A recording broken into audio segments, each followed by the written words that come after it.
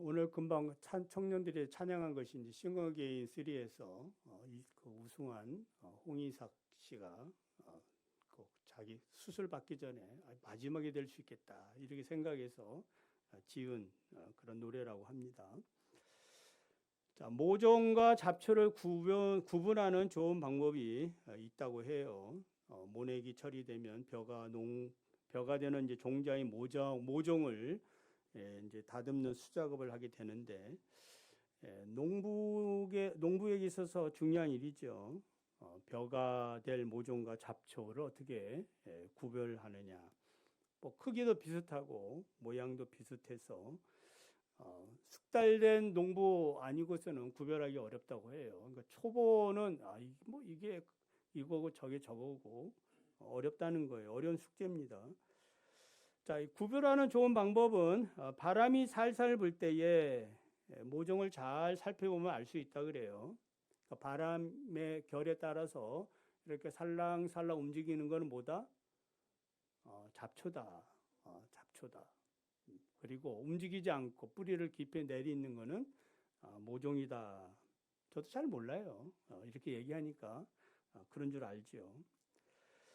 지금은 하찮게 보이는 어린 모종이지만 장차 자라 많은 벼이삭을 맺게 될 것이죠. 신앙적으로도 신앙이 견고한 사람, 바른 기도를 하는 사람은 이 세상의 어떠한 유혹에도 흔들리지 않는 그런 모종과 같은 그런 사람이라고 볼 수 있어요. 그래서 모종과 같은 기도, 잡초와 같은 기도가 있다면은 여러분 어떤 기도를 하고 싶습니까? 뭐 당연한 거 아니겠습니까? 뭘 그런 걸 물어봐요.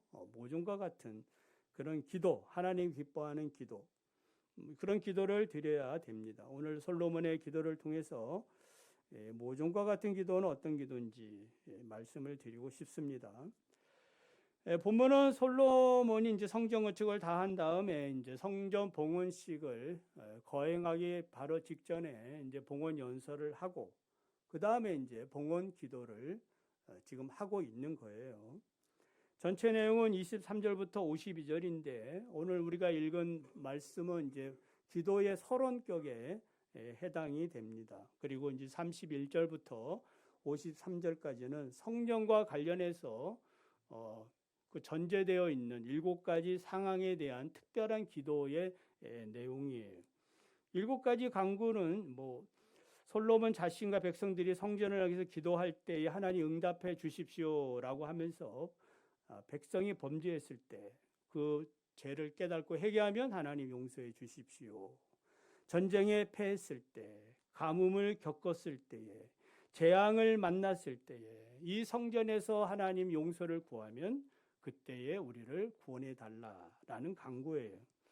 그리고 이 기도에 특별한 간구의 내용이 있는데 이방인들이 성전에서 하나님 앞에 기도하면 그 소원의 기도를 응답해 주셔서 우리 하나님이 만민의 하나님이신 줄을 알게 해달라라는 그런 간구예요.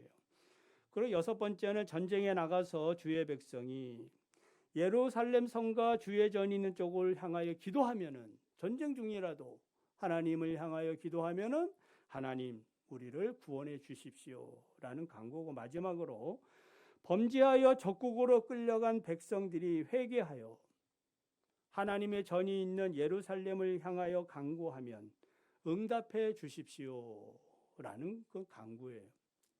제가 이 마지막 이 간구를 생각하면서 왜 다니엘이 예루살렘 성전을 향해서 이렇게 하루 3번씩 기도했을까? 그걸 이해를 했어요, 이번에. 무엇 때문에요?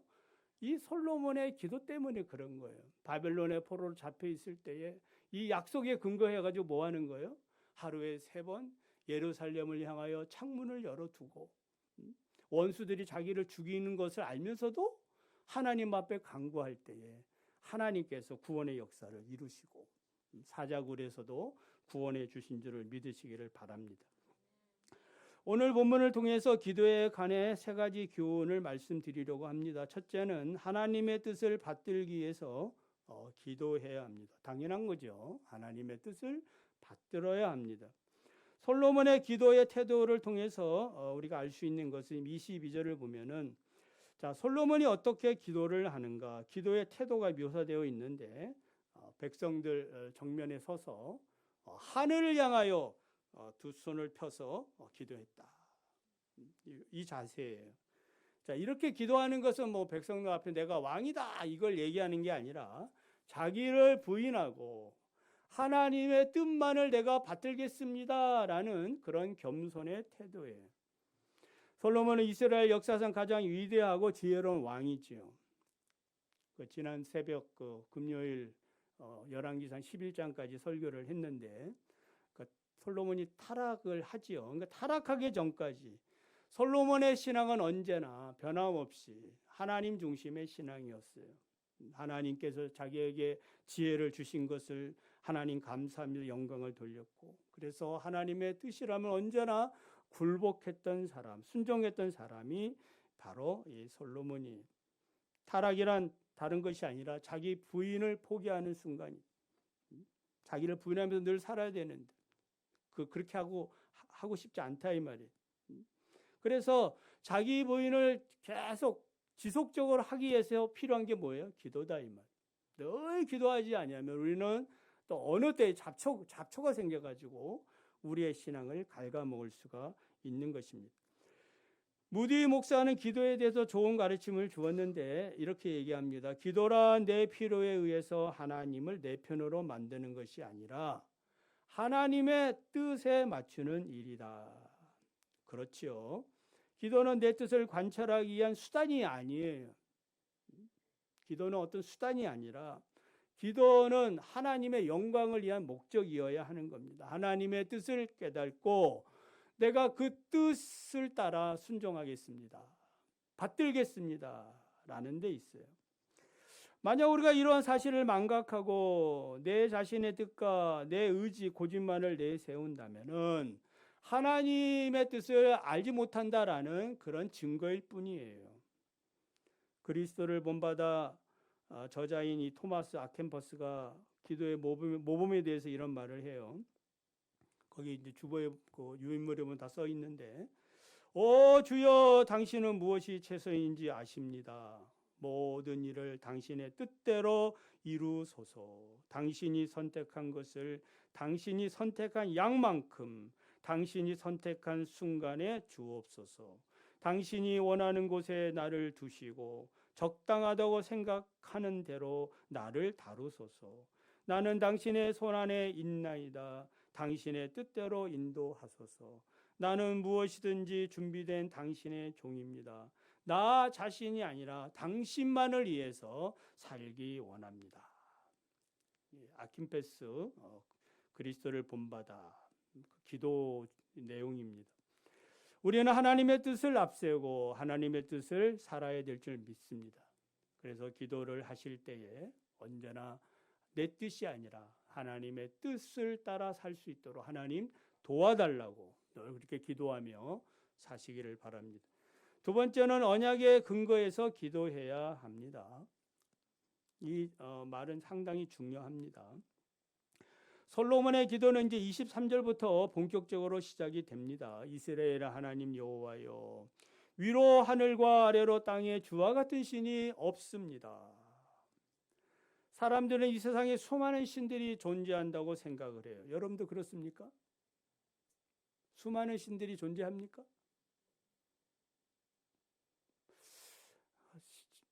신화들이 있는 거 보면은 수많은 신들이 있다고 생각할 수 있죠. 신화는 사람들이 만들어낸 거예요. 자, 솔로몬의 고백은 뭐예요? 하늘과 땅에 주와 같은 신이 없다. 이 말은 하나님이 수많은 신들 중에 상대적으로 뛰어난 신이다 이런 뜻이 아니에요. 오직 여호와만이 유일하신 참신이시다 믿으시면 아멘. 이 세상에 신은 누구밖에 없어요? 하나님뿐입니다. 세상이 사람 신들을 만들어낸 거지요. 오직 창조자 하나님만이 참신이에요. 그 외에는 신 없어요. 다 우상입니다. 거짓된 신이에요. 다른 신들은 처음부터 존재하지 않아요. 이것이 유일하신 하나님이다. 그래서 성경에 계시하신 유일하신 하나님은 어떤 분이신가? 어떤 분이실까요? 말씀하시는 하나님, 즉 언약의 하나님이 그 말씀하시고 그 말씀하신 것을 성취하시는 분이에요. 그래서 성경은 뭐라고 불러요? 성경 66권을 구약, 그 다음에 신약. 구약 신약이 무슨 말이에요? 구약은 오래된 약속, 신약은 새로운 약속. 그러니까 예수 그리스도가 오실 것이다, 예수 그리스도가 오셨다, 이런 약속의 그 말씀이 성취된 말씀이 누가 말씀했습니까? 유일하신 하나님, 유일하신 하나님, 성부 하나님, 성자 하나님, 성령 하나님, 삼위 하나님이 말씀하신 내용이 바로 성경이에요. 그래서 인간은 어떤 존재예요? 이 말씀하신 하나님 그 말씀을 들어야 되는, 듣고 그 말씀을 따라 살아가야 되는 존재예요. 솔로몬은 하나님은 언약을 지키시고 은혜를 베푸신다라고 말하고 있어요. 히브리 원문을 보면 하나님은 그 언약과 은혜를 지키신다. 두 가지를 나눠서 번역이 되어 있지만 한 가지 얘기예요. 그 언약과 은혜를 지키신다. 그러니까 그 언약과 은혜는 하나입니다. 동전의 양면과 같아요. 언약과 은혜는 떨어질 수가 없어요. 언약이 있는 곳에는 반드시 뭐가 있고? 은혜가 있고, 은혜가 있는 곳에는 반드시 뭐가 있고? 하나님의 언약이 있고. 그래서 언약은 말씀이고 그 은혜는 뭐예요? 그 언약 말씀의 결과가 은혜예요. 어떤 현상이 나타난다 이 말. 예를 들면은 구름 기둥과 불 기둥을 생각하면은 이해가 되시나요? 하나님이 말씀하죠. 내가 너희들 앞서 행하겠다. 말씀하셨잖아요. 언약했다. 하나님 우리 앞서 어떻게 행하시는가? 그게 현상적으로 나타나는 게 뭐예요? 구름과 불 기둥이에요. 그것이 은혜다 이 말. 하나님이 우리와 함께 하시는구나. 할렐루야, 감사합니다. 그러니까 언약이라는 것은 추상적이지 않아요. 구체적인 모습으로 나타난다 이 말이에요. 무엇으로? 은혜의 모습으로. 이런 하나님의 언약과 은혜는 만나를 주심으로도 나타나죠. 오후에도 이 만나에 대해서 말씀을 드릴 건데, 사람이 떡으로만 사는 것이 아니고 하나님의 입에서 나오는 말씀으로 산다. 하나님 입에서 나오는 말씀으로 어떻게 살아? 그게 뭐예요?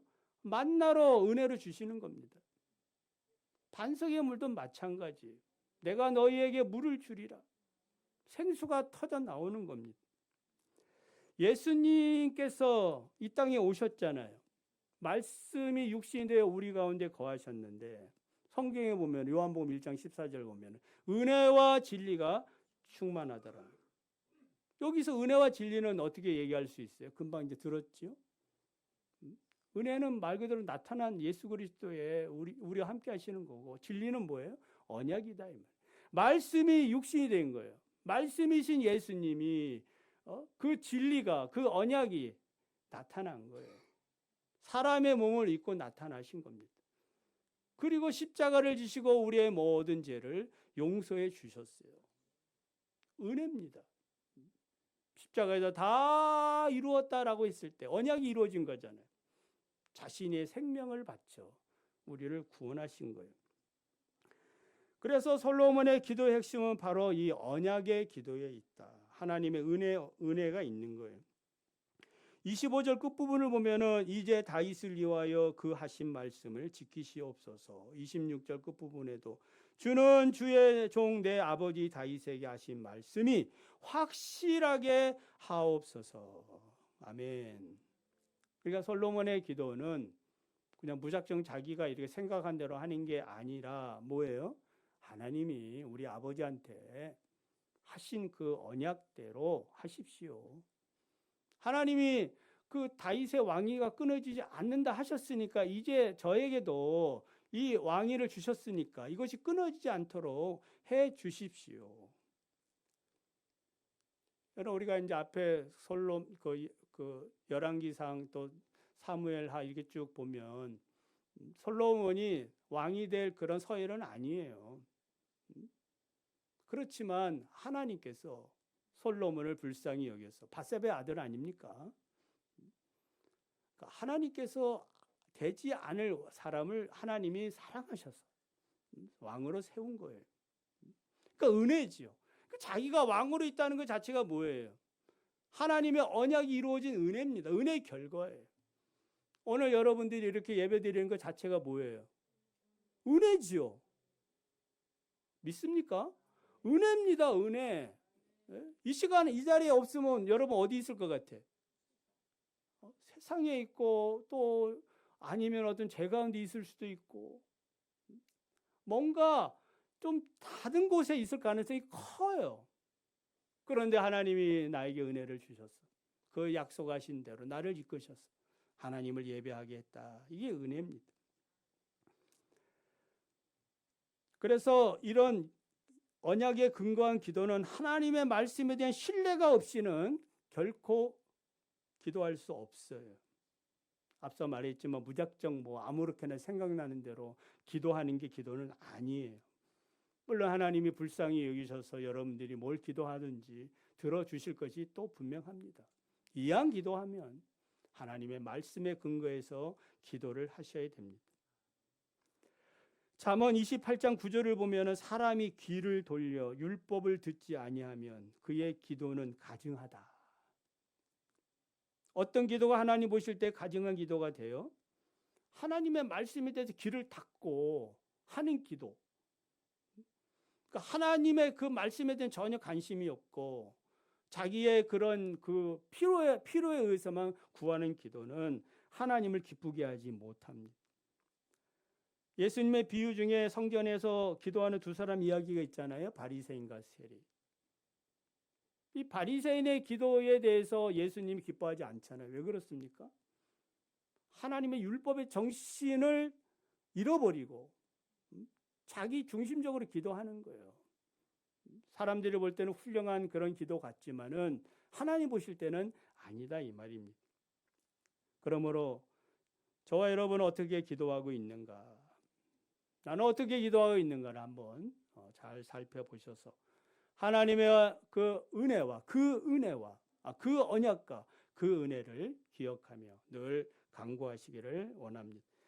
자, 마지막 세 번째는 주님의 시선을 따라 기도해야 합니다.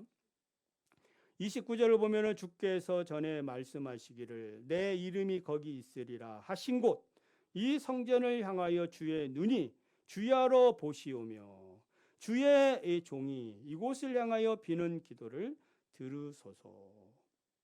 그러니까 하나님의 시선이 어디에 머물러 있고 또 솔로몬의 시선이 어디에 머물러 있어요? 그러니까 하나님의 시선은 어디에 가 있는 거예요? 성전에 가 있고 성전에 가 있으니까 이 솔로몬도 어디에 가 있어야 되는 거예요? 성전으로 이렇게 향해 가야 된다 이 말이에요. 보다라는 말은 일시적으로 보는 것이 아니라 지속적으로 보는 상태, 완전히 열려있는 마음의 상태를 얘기해요. 여러분 오늘 하나님을 향하여 마음이 활짝 열리기를 바랍니다. 오셨으니까 하나님께 활짝 열어야지. 마음을 닫고 조금만 이렇게 열고 어떻게 하는가. 그거는 지혜로운 모습이 아닌 거예요. 육신의 눈을 가지고서는 지속적으로 하나님을 볼 수 없어요. 마음의 눈, 마음의 이 창을 활짝 열고 주님을 바라보시기를 바랍니다. 왜 그렇습니까? 하나님의 시선이 성전에 있기 때문이에요. 세상 사람들은 사람들의 눈을 의식하면서 살아요. 그래서 사람들 그 눈에 좀 띄려고 옷도 잘 입어야 되고 사장도 해야 되고 명품 그런 옷도 가방도 신발을 또 신으려고 한다 이 말입니다. 체면과 이런 비위에 관심이 있어요. 그러나 성도는 하나님을 믿는 사람은 언제나 하나님의 시선에 관심을 가져야 합니다. 그 시선에 따라서 하나님의 관심도에 따라서 기도를 해야 한다 이 말입니다. 자, 이렇게 하나님의 그 시선을 따라 기도를 하려면 어떻게 되느냐? 궁금하죠? 눈높이를 맞춰야 돼. 눈높이. 아니, 누구의 눈높이를 맞춰야 돼요? 하나님이 내 눈높이를 맞춰야 돼요. 그러진 않겠지요. 그러면 우리는 하향 평준화되는 겁니다. 상향 평준화돼야 되잖아요. 높이 올라가야 되는데 하나님 위대하신 높은 데까지 올라갈 수는 없어요. 하나님이 정하신 어떤 기준이 있어요. 그 기준이 뭘까요? 지금까지 말씀을 드렸는데 그 기준이 뭘까요? 성전입니다. 성전. 성전을 향하여. 오늘 우리 말로 하면 교회를 향하여. 할렐루야. 그러니까 교회에 여러분의 마음이 있느냐 없느냐. 참으로 중요한 말입니다. 일주일에 한 번 기억나가지고 오는 게 아니라 여러분의 시선이 어디가 있어야 됩니까? 교회. 예수 그리스도의 몸. 그리스도가 다스리는 이 곳. 하나님이 교회를 통하여 만물을 통치하는데 그 하나님의 만물에 통치하는 섭리를 우리가 기다리는 곳. 이 교회예요. 그래서 교회를 얼마나 사랑하고 사랑하지 않느냐. 그 경험치라고 얘기할 수도 있어요. 다시 한번 묻습니다. 여러분은 충신교회를 사랑합니까? 자, 한번 이쪽이 뜨겁나 가운데가 뜨겁나 세 번째. 자, 이쪽부터. 자, 충신교회를 사랑합니까?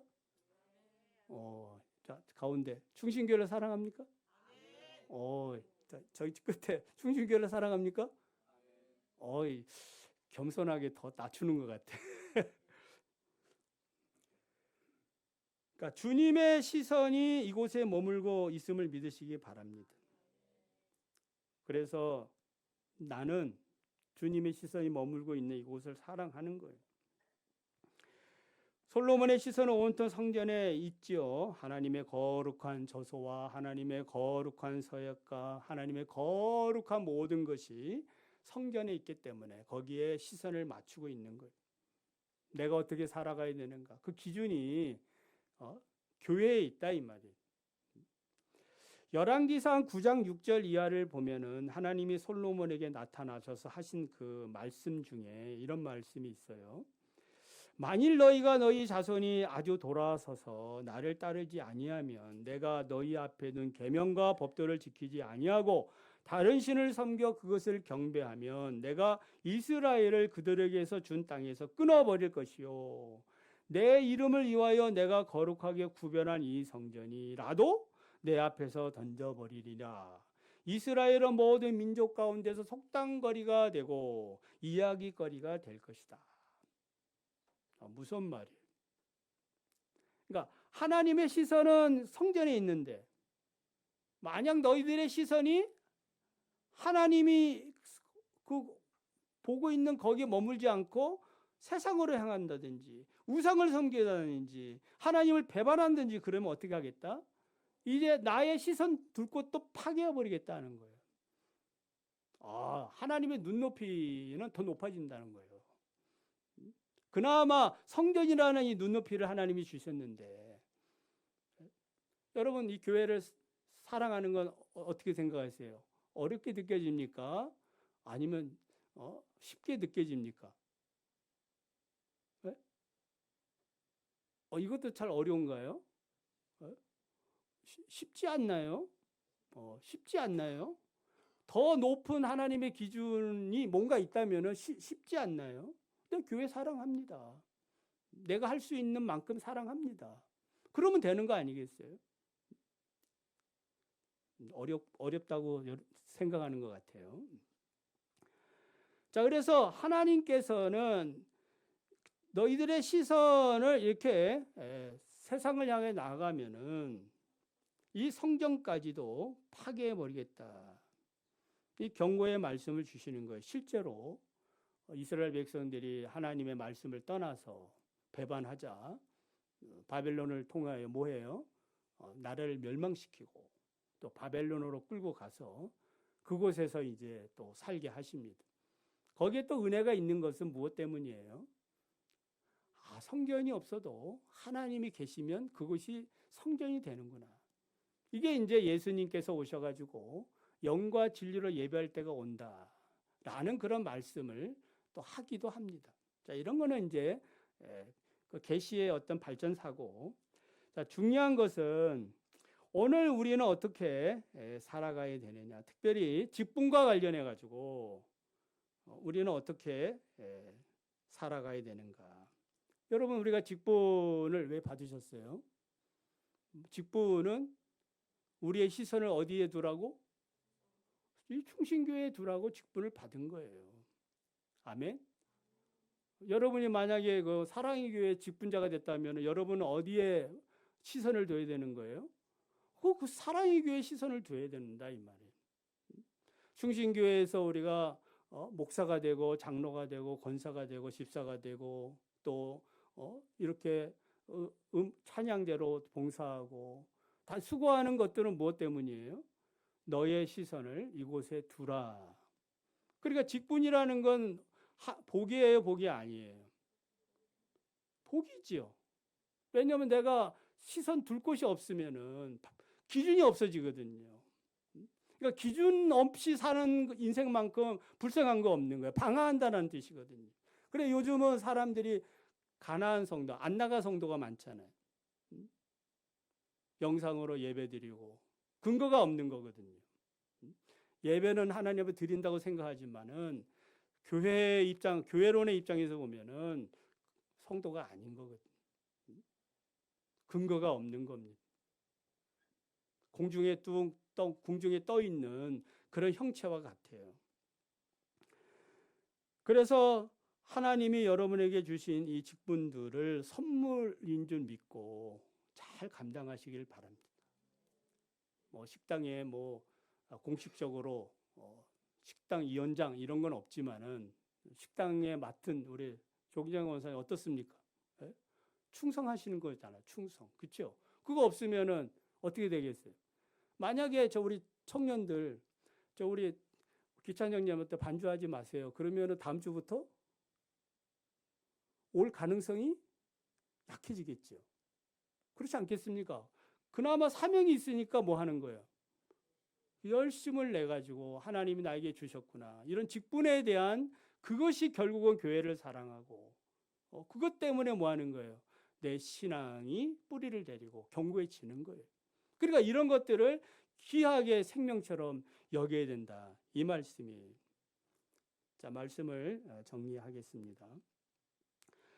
솔로몬은 성전 봉헌 기도를 통해서 기도에 대하여 세 가지를 말씀을 하고 있죠. 기도란 내 뜻대로 하는 것이 아니라 하나님의 뜻을 받들기 위한 것이고, 기도란 하나님의 언약에 근거하는 것입니다.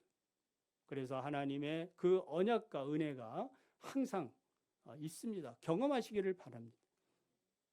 목장 말씀 나눈 질문에 내가 받은 그러한 그 은혜의 경험들이 있는가? 분명히 있거든요. 그런 것들을 잊어버리지 말고 나누어야 합니다.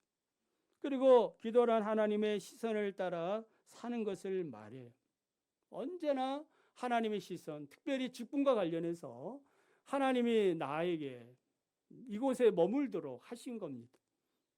그러므로 더 충성하고 하나님 보실 때에 선한 열매를 많이 맺는 저와 여러분 다 되시기를 바랍니다.